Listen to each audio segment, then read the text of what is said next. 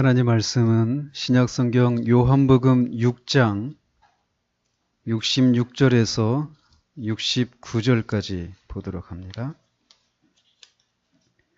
요한복음 6장 66절에서 69절까지입니다. 하나님 말씀 받으실 때 자리에서 일어나 주시기 바랍니다. 하나님 말씀 이러합니다. 그때부터 그의 제자 중에서 많은 사람이 떠나가고 다시 그와 함께 다니지 아니하더라. 예수께서 12 제자에게 이르시되 너희도 가려느냐? 시몬 베드로가 대답하되 주여 영생의 말씀이 주께 있사오니 우리가 누구에게로 가오리이까? 우리가 주는 하나님의 거룩하신 자이신 줄 믿고 알았사옵나이다. 아멘.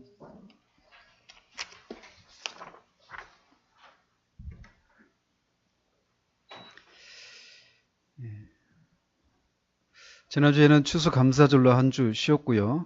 그 지난주에 소일의문답 제30문답을 통해서 예수 그리스도께서 완성하신 그 구속에 우리가 참여할 수 있는 것은 성령께서 우리 안에서 믿음으로 역사하셔서 우리를 그리스도에게 연합시킴으로 가능하다라고 하는 사실에 대해서 우리가 살폈습니다. 그래서 이 믿음이 이제 여러 종류가 있다라는 것, 그리고 이 그리스도와 연합, 이것에 대해서 우리가 살펴보았습니다.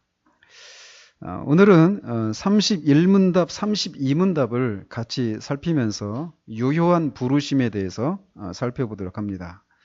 주보를 보시면 31문이 이렇게 되어 있습니다. 유효한 부르심은 무엇인가? 이렇게 묻고, 유효한 부르심은 하나님의 영의 역사인데, 즉 성령의 역사인데, 이로써 우리의 죄와 비참을 깨닫게 하시고 또 우리의 마음을 밝혀 그리스도를 알게 하시고 우리의 의지를 새롭게 하시고 우리를 권하사 복음을 통해 값없이 주시는 예수 그리스도를 믿도록 하시는 것이다. 이렇게 말을 합니다.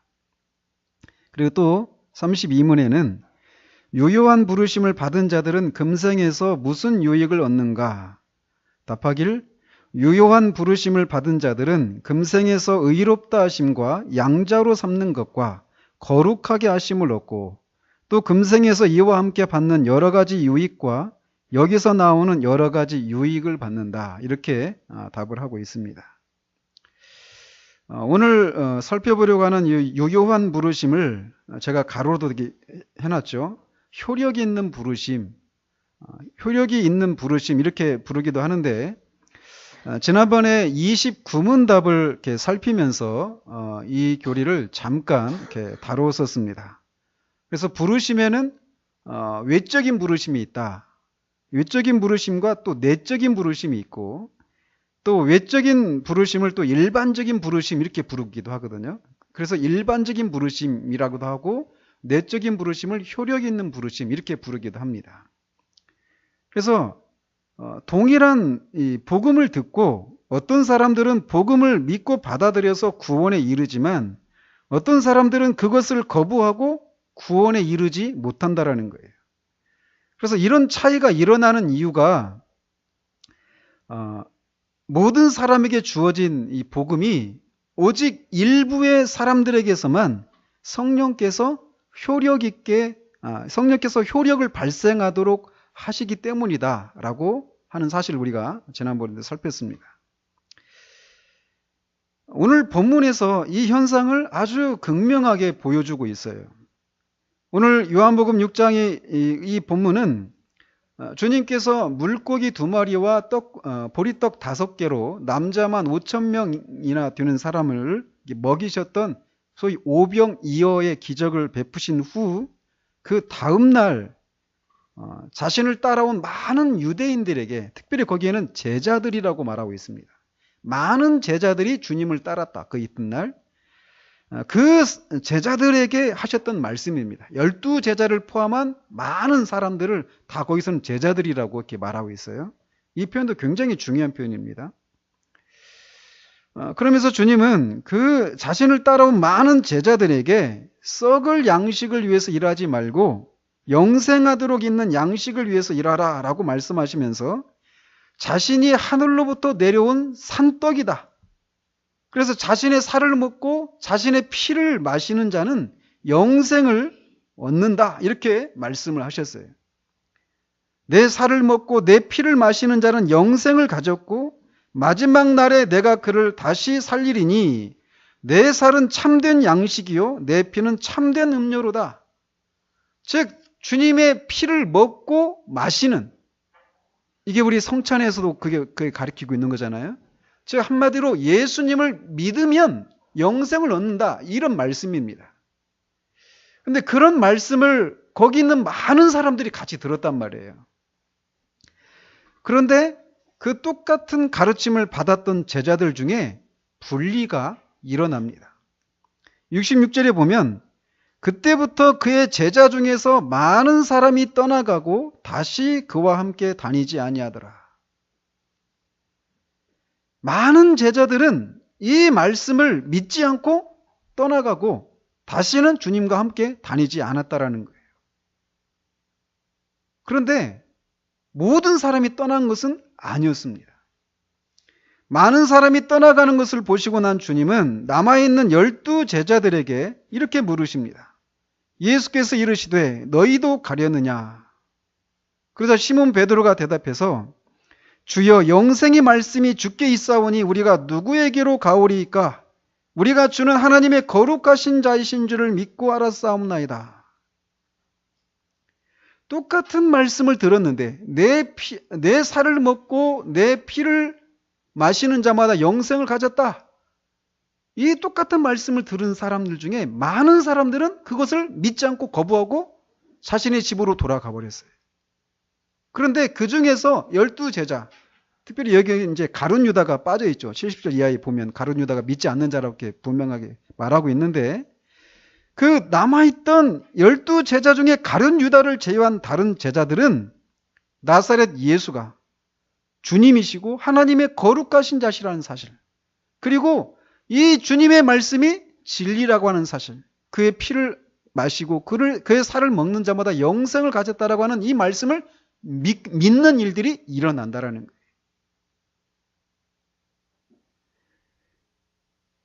왜 이런 일이 일어나는가? 그것은 예수님이 하신 말씀이 그 말씀을 믿고 구원받은 사람들에게는 효력을 발생했지만 떠나간 많은 사람들에게는 효력이 발생하지 않았기 때문이에요. 그리고 그런 일은 지금 이 자리에서도 일어나고 있습니다. 무섭지 않아요? 그러니까 이 자리에서도 똑같은 말씀을 듣고 있거든요. 그런데 누구는 그 말씀을 듣고 생명을 얻고 은혜를 누리는 사람이 있고, 또 누구는 그 말씀을 듣고 전혀 은혜를 누리지 못해요. 생명을 얻는 일이 일어나질 않아요. 그런 일이 계속 있어 왔고 지금도 이 자리에서도 일어나고 있다는 거예요. 왜 이런 차이가 일어나느냐?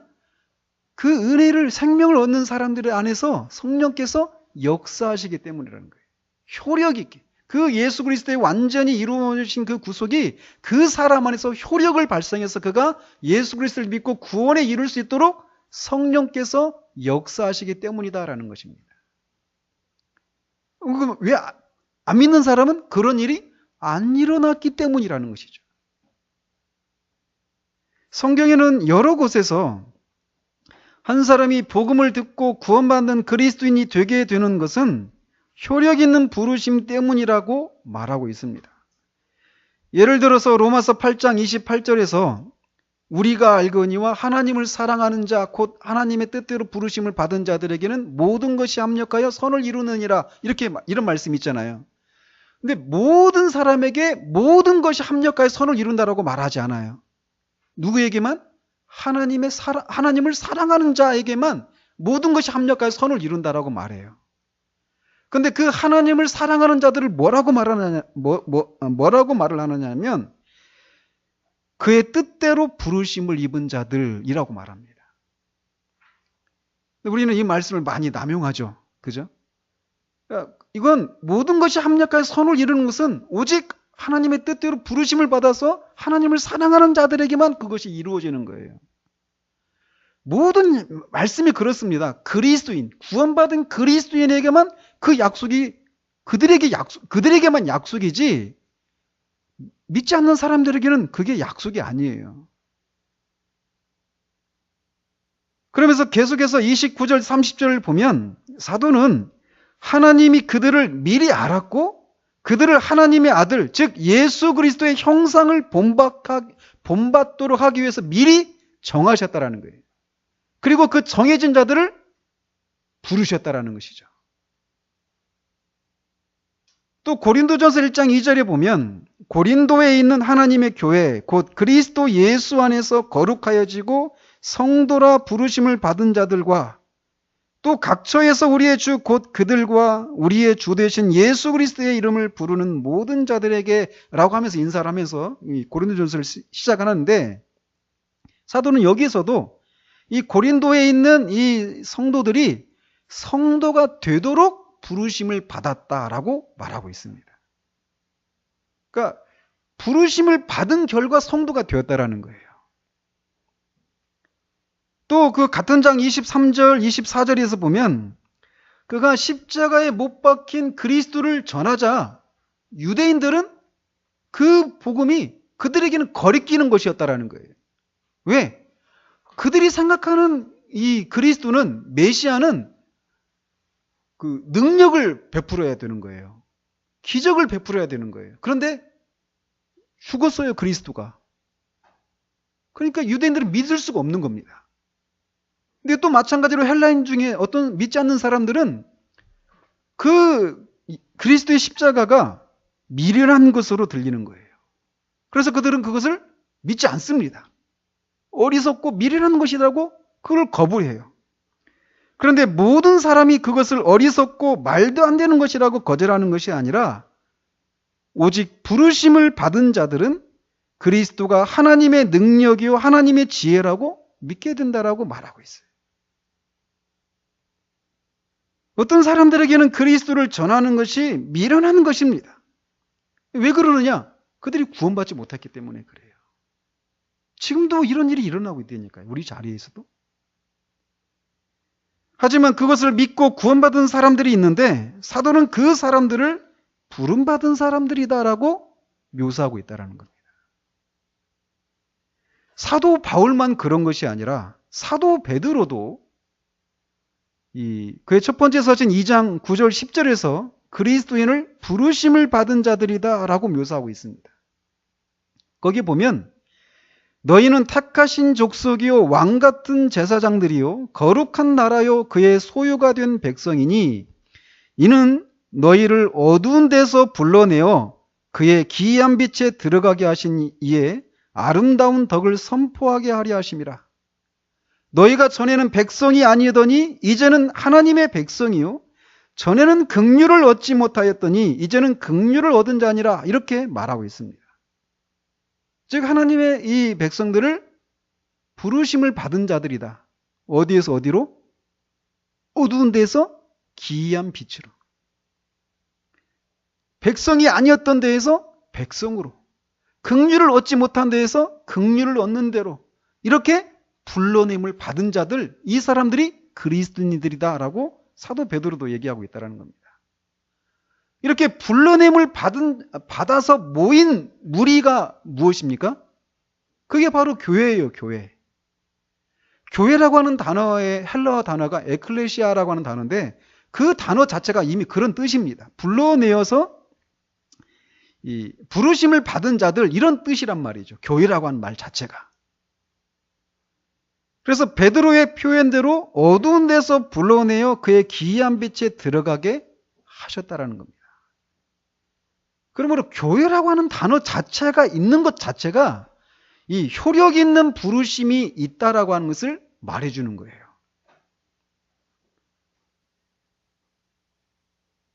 이렇게 자신의 죄를 회개하고 주 예수 그리스도를 믿고 구원에 이르라라고 하는 부르심을 모든 사람들이 받습니다. 이거를 무슨 부르심이라고 한다고요? 외적인 부르심이다 이렇게 말을 하는 거예요. 우리 주일학교 친구 여기 다 있잖아요.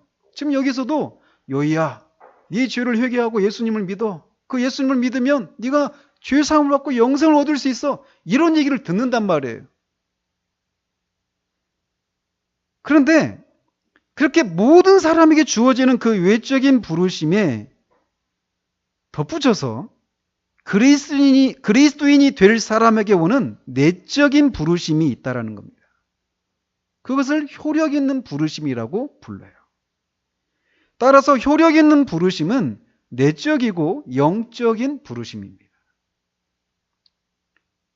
이것은 설교자의 능력에서 비롯되는 것이 아니라 성령께서 역사하신 결과예요.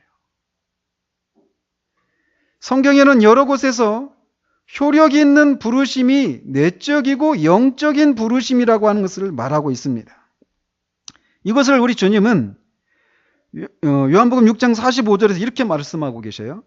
선지자의 글에 그들이 다 하나님의 가르치심을 받으리라 기록되었은즉 아버지께 듣고 배운 사람마다 내게로 오느니라 이렇게 말씀하십니다. 또 65절에서는 내 아버지께서 오게 하여 주시지 아니하시면 누구든지 내게 올 수 없다 이렇게 말씀하십니다. 좀 전에도 말씀드렸지만 지금 이 오병이어의 기적을 보고 많은 사람들이 주님께로 왔어요.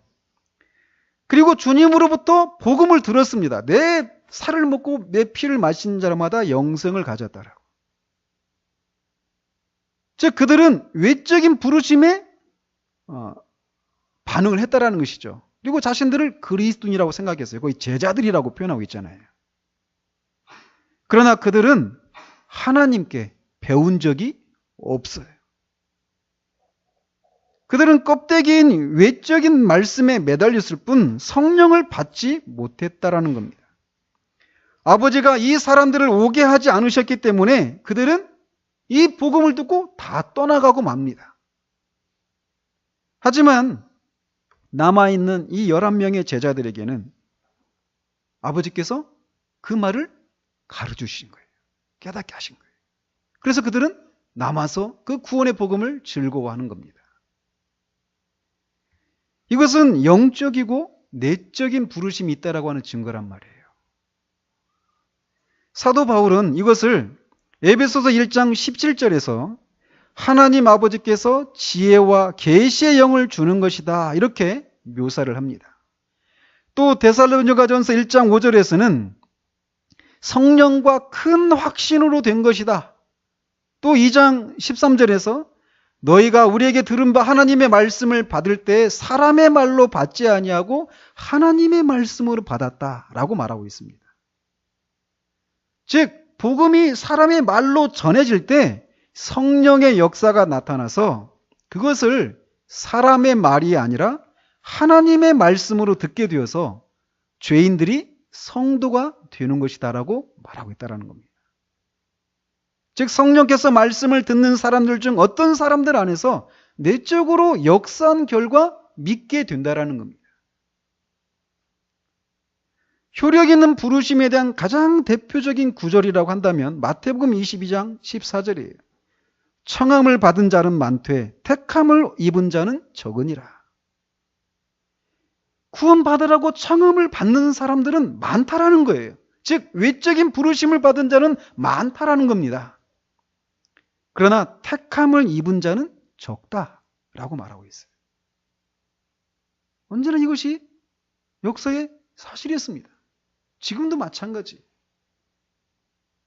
우리 중에 택함을 받은, 여기 다 청함을 받았잖아요. 그죠? 그런데 이 중에 택함을 받은 자들은 적다라는 거예요. 주님이 오실 때까지.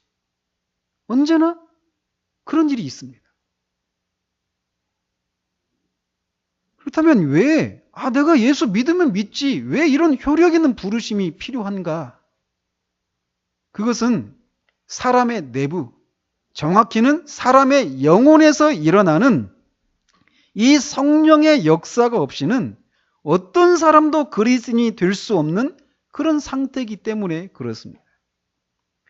성경은 거듭나지 못한 사람들을 육에 속한 사람 혹은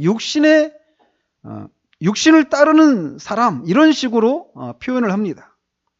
그래서 로마서 8장 5절을 보면 육신을 따르는 자는 육신의 일을 성령을 따르는 자는 성령의 일을 생각한다. 이렇게 말을 합니다. 즉 육신에 속한 자들은 육신의 일을 생각한다라는 거예요. 그래서 그들의 관심은 영혼이나 하나님, 성령에 속한 이런 것들에 관심이 없다라는 겁니다. 그들의 관심은 온통 먹고 마시고 즐기는 것에 있습니다. 온통 이 세상에 속한 것들에만 그들의 관심이 가 있어요. 어떻게 하면 좋은 학교에 가서 좋은 직장을 얻고 행복한 결혼 생활을 할지, 어떻게 하면 병에 걸리지 않고 건강하게 살 것인지, 어떻게 하면 자녀들을 잘 키울지, 어떻게 하면 좋은 집을 빨리 얻을지, 온통 그들의 관심은 이 세상에 속한 것들, 영혼이 아니라 시간에 속한 것들에 그들의 관심이 다 있습니다. 조금 고상한 사람들이라고 하는 사람들, 예를 들어 시인이나 예술가, 철학자 이런 사람들이라고 하더라도 그들이 육신에 속한 사람인 한 그들의 관심은 성령의 일을 생각하지 않는다라고 성경이 말을 해요. 또 고린도전서 2장 14절에 육에 속한 사람은 하나님의 성령의 일들을 받지 아니하나니 이는 그것들이 그에게는 어리석게 보이며 또 그는 그것들을 알 수도 없나니 그러한 일은 영적으로 분별되기 때문이라. 육신에 속한 사람은 성령의 일을 받지 않을 뿐만 아니라 받을 수도 없다라는 겁니다. 왜? 그런 것들은 다 어리석게 보이기 때문이에요. 시간 낭비라고 생각하는 겁니다. 어떻게 동정역에서 사람이 날 수 있어? 어떻게 아빠가 없이 여자에게서 사람이 나? 이건 다 뻥이야. 예수가 사람인데 하나님이라고? 그런데 하나님이 어떻게 죽어? 믿을 수가 없는 거죠. 죽었는데 또 다시 살아나? 천국과 지옥이 있다고? 내가 죄인이고 심판을 받아야 된다고? 내가 왜? 예수를 믿어야 구원을 받는다고? 차라리 내 주몽을 믿고 내 돈을 믿지, 나를 믿지. 온통 육신에 속한 사람의 생각은 그런 생각들이에요. 성령의 일을 받지도 않고 받을 수도 없습니다. 다 어리석게 보이는 거예요. 이런 것들이. 심지어 육신에 속한 사람이 하는 생각에 대해서 사도 바울은 이렇게 말을 합니다. 육신의 생각은 하나님과 원수가 되나니 이는 하나님의 법에 굴복하지 아니할 뿐 아니라 할 수도 없음이라. 육신에 있는 자들은 하나님을 기쁘시게 할 수 없느니라. 그래서 사람은 본성상 하나님을 미워하고 싫어해요. 거역합니다. 그들은 하나님을 싫어하고 하나님께 관심이 없습니다. 그러니 더더군다나 하나님의 일에는 더 관심이 없죠. 그들이 이렇게 된 이유에 대해서 사도 바울은 고린도후서 4장 3절 4절에서 이 세상의 신이 믿지 아니하는 자들의 마음을 혼미하게 했기 때문이다라고 말을 합니다. 즉, 이 세상의 신인 마귀에게 그 마음이 혼미해져서 그 하나님의 그리스도의 영광의 복음의 광채를 그들이 보지 못하게 하는 거예요. 믿지 못하게 하는 겁니다. 그런 상태를 사도 바울은 한마디로 정리를 합니다. 허물과 죄로 죽어 있다. 영적으로 죽어 있는 거예요. 육체적으로는 지금 멀쩡히 살아있지만 영적으로는 죽어 있다라는 겁니다. 그러니 죽은 사람이 영적인 것들을 분별하고 그 맛을 보고 그것을 즐거워하고 찾고 추구하고 일어날 수가 없는 거예요. 불가능입니다. 그렇기 때문에 성령께서 그 죽은 영혼을 살리고 그 영혼 안에서 이 직접적으로 작용해서 어떤 새로운 영적인 원리를 만들어내는 일이 있지 않고는 절대로 이 복음을 믿고 구원에 이르는 일들이 일어날 수 없다라는 것입니다.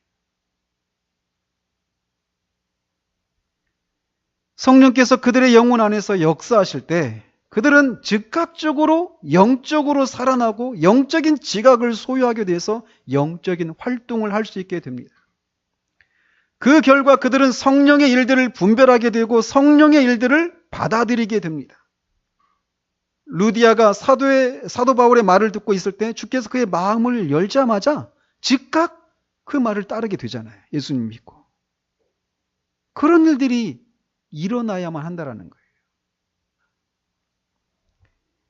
그런데 성령께서 이렇게 외적인 부르심을 효력 있게 하실 때 그 결과는 절대적으로 확실합니다. 성령은 한 사람이 복음을 들을 때 그것을 분별하고 이해할 수 있도록 만들어주는 어떤 원리를 그 사람 안에 심으셔요. 그리고 성령은 그의 의지에 역사하십니다. 이 문답에 나와 있는 31문답에 나와 있는 것처럼. 그래서 그를 때리거나 멱살을 잡고 강요해서 너 믿어 이렇게 말하지 않아요. 그의 의지를 바꾸는 거예요. 그리고 그의 지성을 밝히십니다. 그의 마음을 밝히셔요. 그래서 이 영적인 일들을 바라고 기뻐하고 사랑하게 만든다는 것입니다. 저도 마찬가지였어요. 제 안에서 이런 구원이 이런 일들이 일어나고 나중에 제가 깨달았는데 그런 일이 일어나고 있을 때는 이게 지금 성령께서 하시는구나 이걸 몰랐습니다. 나중에 보니까 이게 성령께서 하신 일이었구나 이것을 알게 되었던 것이죠.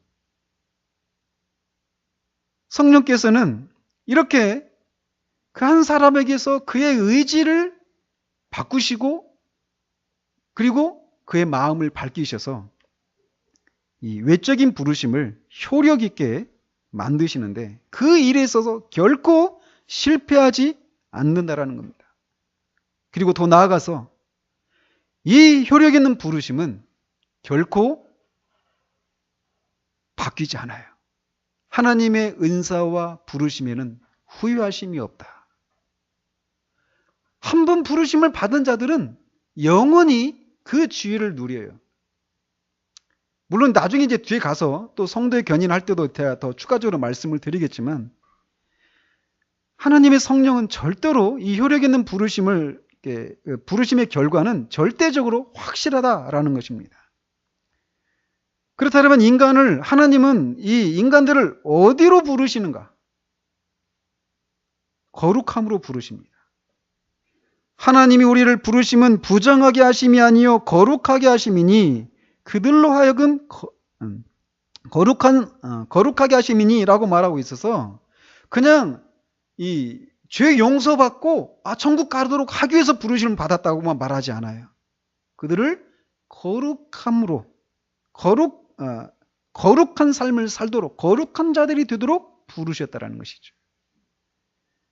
그리고 또 그들을 영광으로 부르십니다. 하나님은 지극히 크고 영원한 영광에 중한 것을 우리에게 주시기 위해서 우리를 부르신다고 사도는 고린도후서 4장 17절에서 말하고 있습니다. 그 결과 그들은 이 땅에서 32문답에서 말하고 있는 것처럼 의롭다 하심을 받습니다. 죄인이었는데 의인이라고 여겨주시는 거예요. 죄가 없는 사람이라고 여겨주시고 그뿐만 아니라 양자로 삼아주시고 거룩하게 하심을 입게 된다라고 32문답에서 얘기합니다. 우리는 이 각각에 대해서 의롭다 하심, 양자, 거룩하게 하심 이런 것 그리고 그것을 따라서 우리가 누리게 되는 그런 유익들 이런 것들을 하나씩 이제 살펴볼 겁니다. 어쨌든 이런 일들이 이런 대로 우리를 부르신다라는 것입니다. 그런데 왜 어떤 사람은 불러내시는데 어떤 사람은 불러내시지 않을까요? 불러내시는 사람들에게 무엇이 있어서 그들을 그렇게 불러내실까요? 즉 유효한 부르심의 원인이 무엇인가 이렇게 묻는다면 사람에게서는 원인을 찾을 수 없다라는 것이 성경의 답입니다. 그럼 왜 부르시느냐? 오직 하나님의 전적인 은혜입니다라고 말할 수밖에 없다라는 거예요. 하나님께서 우리를 부르셔야만 할 이유를 우리 안에서는 찾을 수가 없습니다. 앞에서도 살펴본 대로 하나님이 우리를 부르시기 전에 우리는 오히려 하나님을 대적하는 사람들이었습니다. 하나님이 끊임없이 우리를 부르시는데 우리는 그 하나님을 거절했어요. 아, 나 좀 이따가요. 나중에. 또는 저리 가세요. 끊임없이 우리를 대적해요. 저는 복음을 전하거나 이렇게 사람들한테 이렇게 전도하거나 이럴 때 그 주님의 마음을 막 조금씩 알게 돼요. 그럴 때마다 그 마음을 조금씩 제가 이해하게 됩니다. 얼마나 계속 다가가면 다가갈수록 멀어지는 그 모습을 지켜보는 것이 고통스러운 일이, 정말 고통스러운 일이거든요. 근데 주님이 포기하지 않으셔요. 그렇게 우리는 주님을 거절했던 사람들이었습니다. 그리고 불경건한 자들이었어요. 연약한 자들이었습니다. 그래서 본질상 하나님의 진노를 받아 마땅한 진노의 자녀들이었어요. 근데 그런 우리를 하나님의 전적인 은혜로 불러내셔서 죄 용서를 해주실 뿐만 아니라 하나님의 자녀로 삼아주시는 거예요. 우리 된 것은 전적으로 하나님의 은혜입니다. 그렇다면 성령께서 효력 있게 어떤 사람을 부르실 때 어떤 일이 일어나는가라는 겁니다. 즉, 정말 나는 성령께서 나를 그렇게 효력 있게 불러내셨는가? 이것을 어떻게 확인할 수 있는가? 확인할 수 있습니다. 성령께서는 우리가 말씀을 들을 때 이 일을 하십니다. 지금도 그런 일을 하고 계실 수 있어요. 지금도. 근데 사람이 교회에 올 때 말씀을 듣습니다. 복음을 들을 때 설교를 감상하는 자세로 들을 수 있습니다. 그래서 설교자의 어떤 외모나 말투, 또는 심지어 어떤 머리 모양, 안경, 넥타이, 어떤 이 설교자의 그런 외모, 이런 것들에 주의를 기울이든지, 또는 설교를 전개하는 방식에 관심을 가지면서 설교를 들을 수도 있습니다. 설교가 긴지 짧은지, 이런 걸 가지고 설교를 들을 수도 있어요.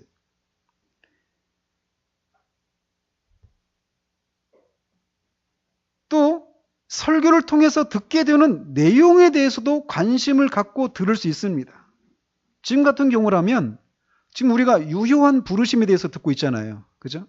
그러면서 유효한 부르심이 저런 거구나. 이렇게 생각하면서 말씀을 들을 수 있습니다. 그런데 어떤 것에 관심을 기울이면서 말씀을 듣고 있든지, 심지어는 그 말씀 내용, 말씀드린 것처럼 말씀의 내용 자체에 대해서 관심을 가지고 들을 수도 있어요. 그런데 공통점이 있는데 무엇이냐면 그 말씀을 자신과 관련시켜서 말씀을 듣지 않는다라는 거예요.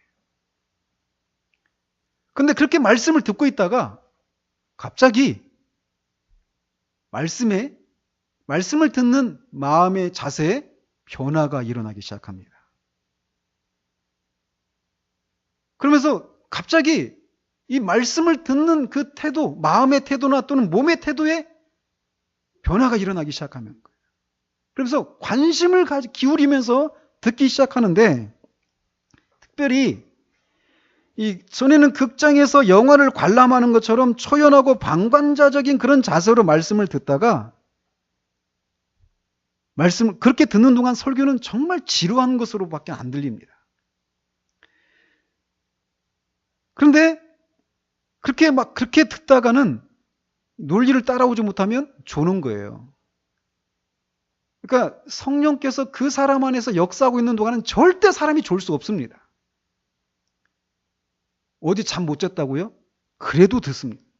성령께서 역사하시면. 설교 예배 때 조는 거요. 이게 영적인 문제입니다, 여러분. 육체적인 문제만이 아니에요. 영적인 문제라니까요. 그래서 여러분이 예배 오기 전에 토요일 날 같은 경우는 일찍 자세요. 일찍 주무세요. 예배를 위해서. 그리고 기도하셔야 돼요. 말씀을 듣는 여러분 자신을 위해서, 또 설교자를 위해서, 성령께서 역사해 주시기를 위해서 말이죠. 그런데 어쨌든 아무리 피곤하더라도 성령께서 그 사람 안에서 역사하시잖아요. 그러면 육체적으로도 확 깹니다.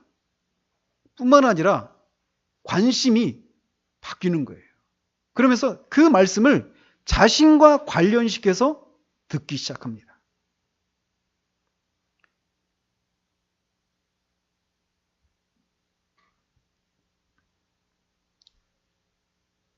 그러면서 성령께서는 먼저 우리에게 하나님과 그의 영광에 속한 것들을 보여주시기 시작해요.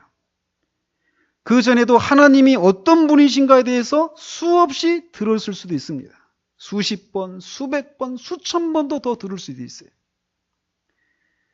그러나 그 하나님의 성품에 대해서 누군가에게 가르칠 수 있을 정도로 그 내용을 다 숙지하고 있다고 하더라도 성령께서 역사하시기 전까지는 그 하나님의 성품과 자신을 연관시켜서 생각을 못합니다. 특별히 하나님의 거룩하심, 그의 공의로우심, 죄를 소멸하신다라고 하는 이 하나님의 성품을 특별히 성령께서 부각시키는 그 사람 안에서.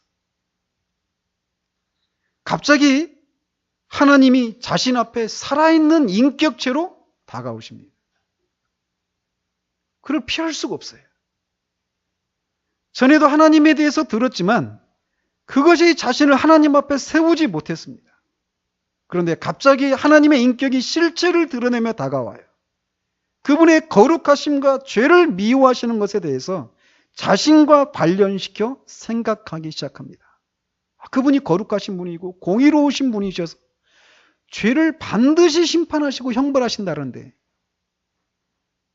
그 사실을 인식하기 시작하는 거예요. 자기와 관련시켜서. 그런 다음에 성령께서는 그런 하나님 앞에 있는 자신의 죄악상을 보여주십니다.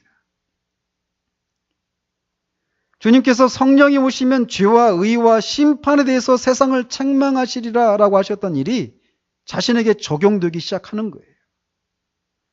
전에는 자신이 죄인이라는 사실을 깨닫지 못하거나 인정하지 않았을 수도 있습니다.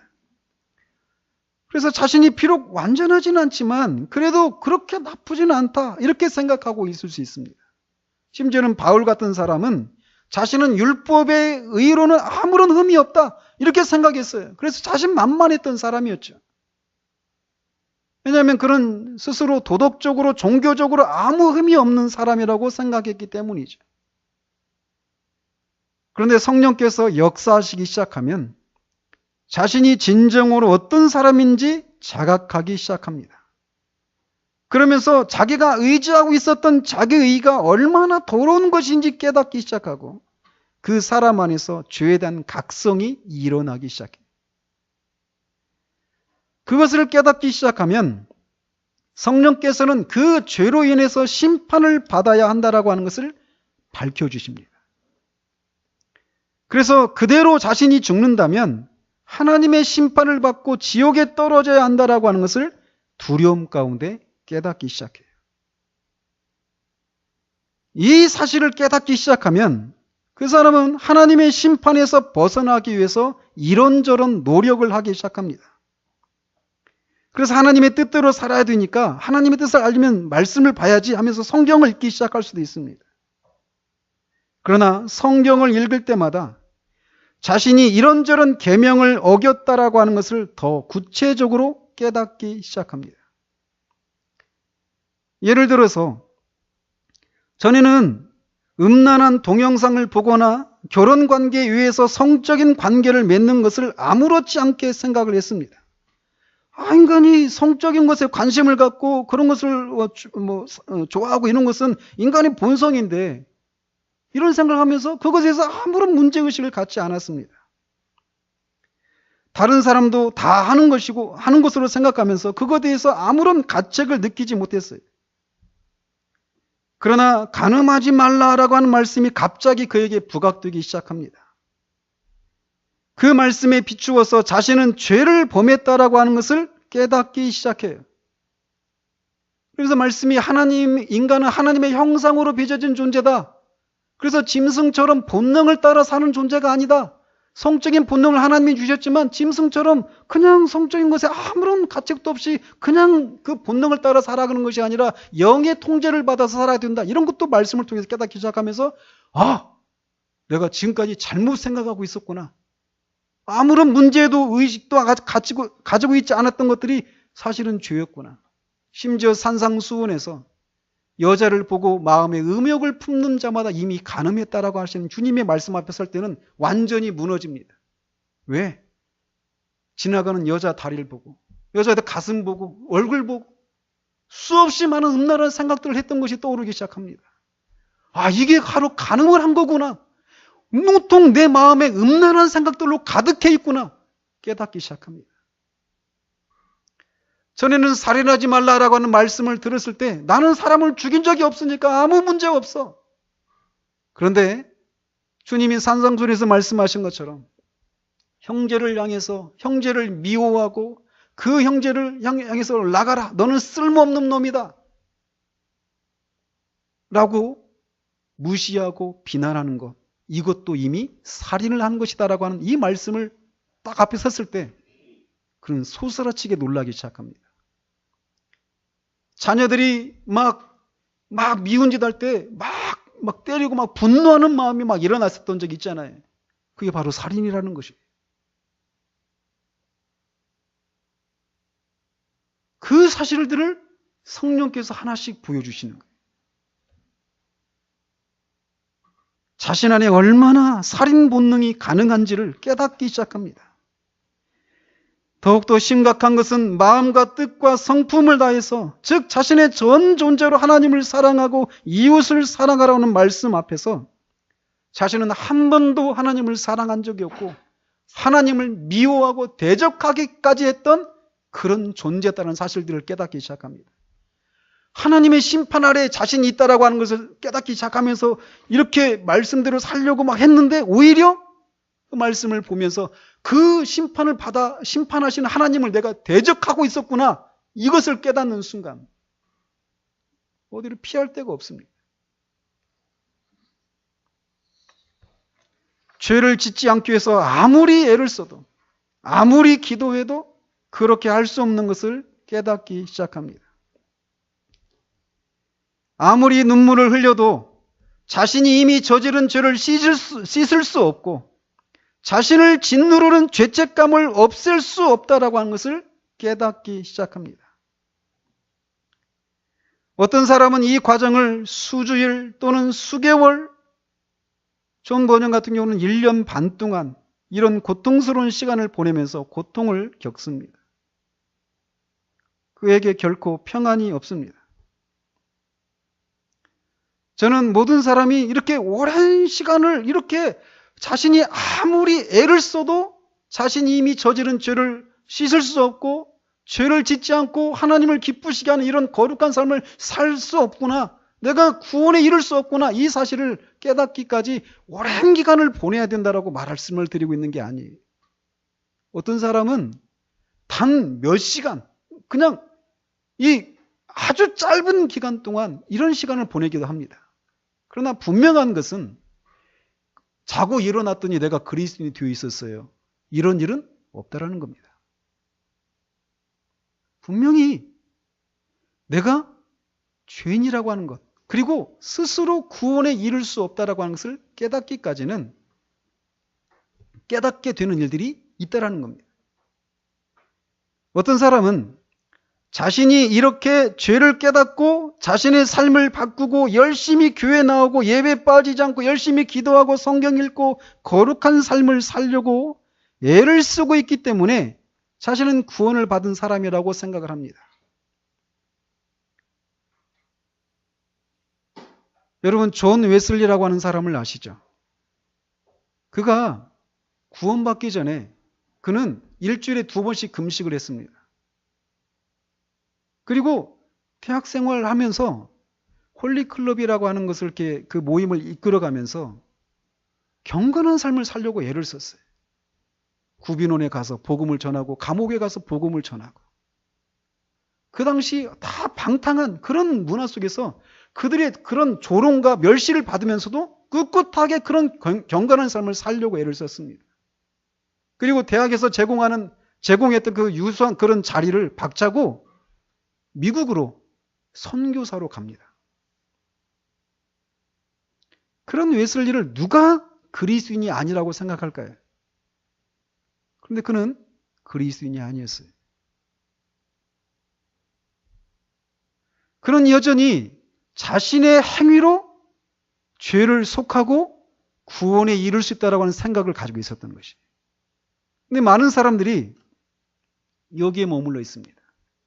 성령께서 죄를 깨닫게 하시면 그 죄를 그리고 심판을 받게 되어 있는 자신의 상태를 깨닫게 하시면 그것을 두려워하고 죄를 슬퍼하고 회개하는 일이 있습니다. 그것을 깨닫게 했는데 내가 죄를 짓고 있었다는 것을 깨닫게 했는데 그가 또다시 죄를 지을 수 있을까요? 그런 일은 있을 수 없습니다. 그래서 어떻게 하느냐? 경건한 삶을 살려고 하는 거예요. 그렇게 살면 잠시 마음의 평안이 찾아옵니다. 그리고 교회에 들어와서 봉사도 하고 예배도 드리고 성도들과 교제하고 직분도 받고 그렇게 살아가는 거예요. 그러다 보면은 어떤 때는 그런 기쁨도 있을 수 있습니다. 근데 그렇게 살고 있는 자신을 구원받았다라고 생각하는데 그렇지 않다라는 겁니다. 그들에게는 여전히 그리스도가 없어요. 그런 기독교를 그리스도 없는 기독교라고 말합니다. 사실은 기독교가 아니죠. 많은 사람들이 여기에 머물러 있다고 저는 봅니다. 오늘날 기독교, 이 교회 안에. 저 자신도 그랬고요. 성령께서 죄를 깨닫게 하시면 그것을 슬퍼하고 두려워하고 그 죄를 어떻게 하든지 극복하고 죄를 짓지 않으려고 경건한 삶을 살려고 하는 그런 모습을 보인다니까요. 성경도 있고 기도도 하고. 모든 사람들은 성령께서 그들 안에서 역사하셔서 죄를 깨닫게 하면 자신이 심판을 받아야 된다는 것을 깨닫게 돼서 그 심판에서 벗어나고 죄책감을 없애기 위해서 이런저런 노력을 해요. 정도의 차이는 있지만 다 그런 노력을 합니다. 어느 정도의 삶의 변화도 따라오죠. 그런데 그들이 구원에 이른 것은 아니에요. 성령께서는 그들이 그렇게 하는 동안 회개의 눈물을 흘리고 기도하고 삶의 변화가 있고 교회 생활이 열심히 있고 금식하고 어떤 선교도 하고 이런 것을 통해서 죄책감을 없애고 구원받았다라고 하는 것을 증명해 보려고 하는 이런 시도를 하고 있는 동안 그들을 계속 내버려 두시고 그들을 어느 지점까지 데려가시느냐면 내가 내 안에는 정말 선한 것이 없구나. 내가 아무리 눈물을 흘리고 아무리 금식하고 기도하고 열심을 내도 이미 저지른 죄를 씻을 수가 없구나. 그것을 깨닫는 지점까지 성령이 그를 이끌어 가십니다. 사람이 물에 빠지면 수영을 못하는 사람 같은 경우는 물에 빠지면 막 자기 몸으로 막 나오려고 발버둥을 칩니다. 근데 노련한 사람은 그 사람이 스스로 막 물에서 빠져나오려고 하는 동안에는 건져주지 않아요. 왜냐하면 그 사람이 물에 빠진 사람이 막 엄청나게 당기거든요. 살려고. 그래서 건지려고 하는 사람까지 죽거든요. 어떻게 하느냐? 스스로 스스로 헤엄칠 수 없을 때까지 내버려 둬요. 그리고 나서 끄집어서 나오는 것처럼 성령께서 우리의 그런 회개의 눈물과 경건한 그런 삶, 구원을 받기 위해서 흘리는 애통한 눈물들, 기도 이런 것들을 붙들고 그것으로 어떻게 하든지 구원을 받으려고 하는 그런 시도를 하고 있는 동안 성령께서는 내버려 두셔요. 그러면서 어떤 사람은 한 가지 죄, 또 다른 죄 계속 보여줍니다. 여러분들 두더지 게임 아시죠? 처음에 속도가 느릴 때는 얼마든지 그 올라오는 두더지를 방망이로 두드릴 수 있습니다. 그러나 속도가 점점 빨라지면 나중에는 못해요.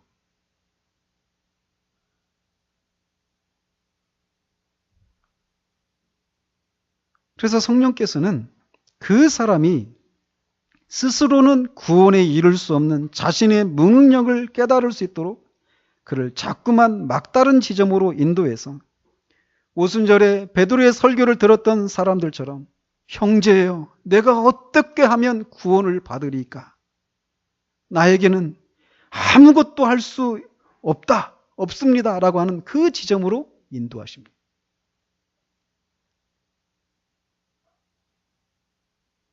사람은 자신이 스스로 구원에 이를 수 없다라고 하는 것을 깨닫기 전까지는 절대로 그리스도를 붙들지 않습니다. 그게 사람이에요. 여러분, 자기의라고 하는 것이 얼마나 강력한지 아십니까? 그렇게 내가 이미 저지른 죄 이거 어떻게 할 수가 없구나. 하나님의 심판에서 내가 어떤 것으로 나는 하나님의 심판에서 피할 수가 없구나. 그 사실을 깨닫고 있는 마음의 상태. 이게 뭐예요? 이게 상한 심령이에요. 이게. 오예비 타잖아요. 지금.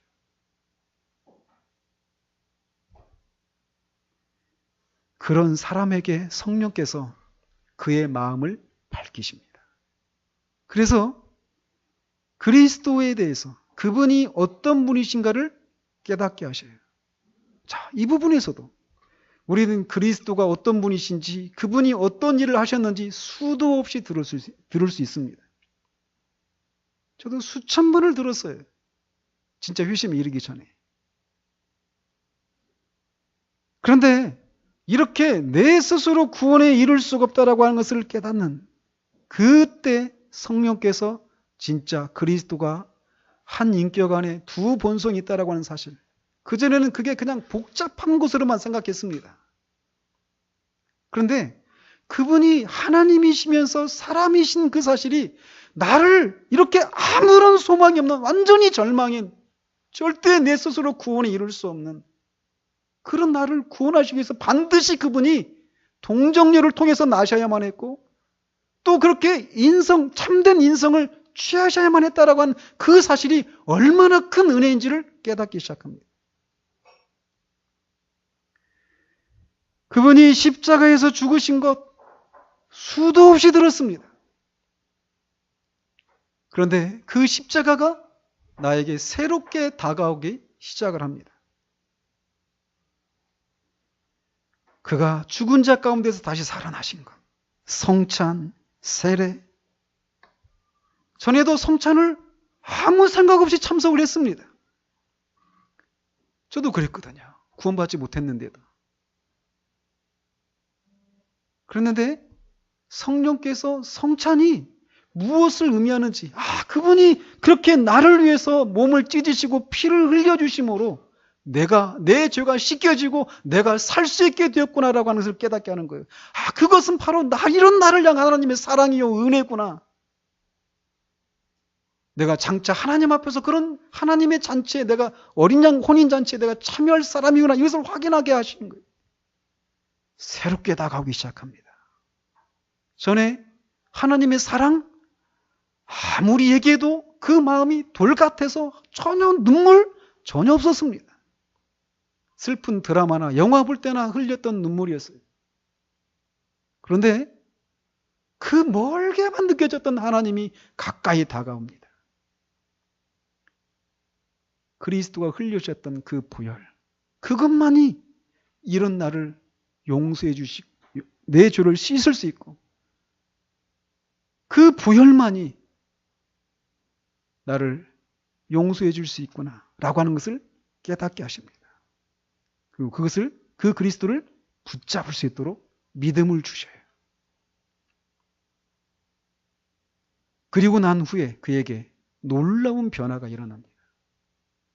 방금 전까지 하나님은 심판을 하시는 하나님이셨어요. 두려웠습니다. 피하고 싶었던 하나님이셨어요. 차라리 하나님이 안 계셨으면 아니면 내가 존재하지 않았다라면 그 심판의 공포가 너무 무섭거든요. 그런데 그 하나님이 아버지로 다가옵니다. 하나님의 사랑을 알기 시작해요. 전에 찬송가가 아무 의미가 없었습니다. 그런데 찬송가 가사 하나하나가 내 마음에 다가와요.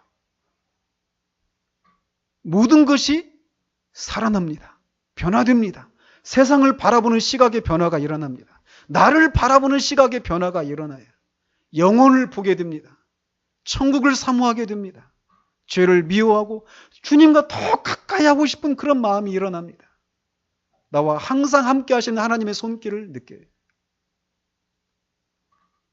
그런 변화가 성령의 효력 있는 역사하심을 통해서 그 사람 안에서 일어나는 거예요.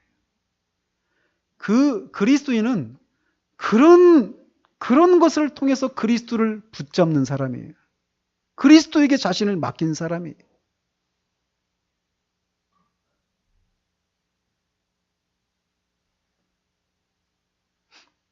그러므로 이런 일이 여러분들에게 일어났는지 살펴보십시오.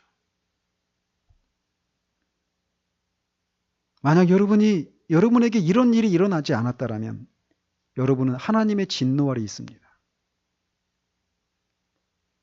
하나님의 심판이 여러분의 머리 위에 항상 따라다녀요. 언제 여러분에게 그 심판의 칼날이 떨어질지 알 수 없는 상태 가운데 있다라는 것입니다. 그러므로 여러분이 할 일은 여러분의 죄를 회개하고 예수 그리스도를 믿는 것입니다. 그분을 붙드십시오. 오직 그분만이 여러분을 구원으로 이끌어 가실 수 있습니다.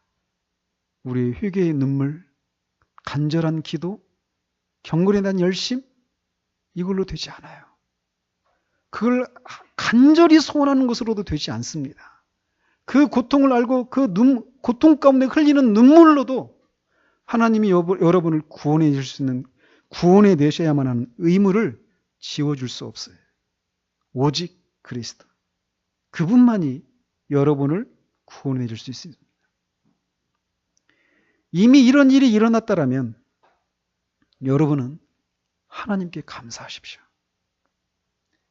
우리가 어디에서 부르심을 받았는지 기억하십시오. 우리는 철저한 원수였습니다. 철저한 속물들이었어요. 인간 쓰레기들이었습니다. 지옥에서 영원토록 살아야 되는 그런 존재들이었어요. 그런 우리를 오직 은혜로, 오직 사랑으로 우리를 구원해 주신 하나님께 감사하십시오. 그리고 그 일은 성령께서 하신 일이라는 것을 생각하면서 오직 그리스도로만 자랑하십시오. 지금도 그런 분리가 여러분들 가운데 일어나고 있어요. 근데 기억하십시오. 누군가가 은혜를 누리고 있는 그런 모습을 지켜보고 있으면서도 저 사람 왜 그러지? 저 사람은 왜 저러지? 이런 생각을 하고 있는 분들이 있어요. 왜 나한테는 저런 일들이 일어나지 않지? 이런 생각을 하고 있는 분들이 있습니다. 그러나 주님이 말씀하십니다. 있는 자들은 더 넉넉히 받고 없는 자들은 그 있는 것마저 빼앗기게 된다라고. 성령께서 여러분들 안에 이런 효력 있는 역사를 일으켜 주시지 않으면 여러분 조만간 교회조차 떠나게 되어 있는 것이 우리입니다. 그러므로 정말 여러분이 성령께서 내 안에서 이런 역사를 이루어 주셨는가를 진지하게 살피십시오. 매 주마다 그것을 확인하고 돌아가서 집에 가서는 그냥 세상 일로 바빠지고 전혀 자신의 영혼의 문제에 대해서 고민하지 않는 그런 일이 여러분 가운데 있지 않기를 바랍니다. 이미 구원받은 사람들, 부르심을 받은 사람들은 부르심에 합당하게 사십시다. 우리를 거룩함으로 부르셨습니다. 우리를 사랑으로 부르셨어요. 그러므로 이 부르심을 모르는 사람들을 우리는 긍휼히 여기고 그들을 위해서 기도해야 돼요.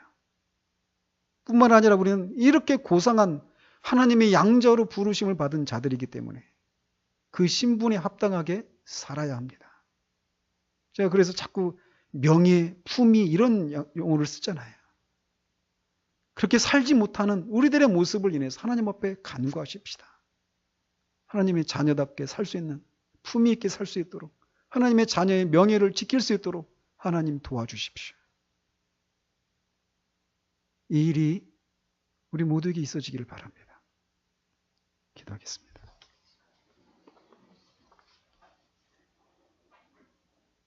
하나님 아버지, 그리스도께서 완전히 이뤄놓으신 그 완전한 구속을 성령께서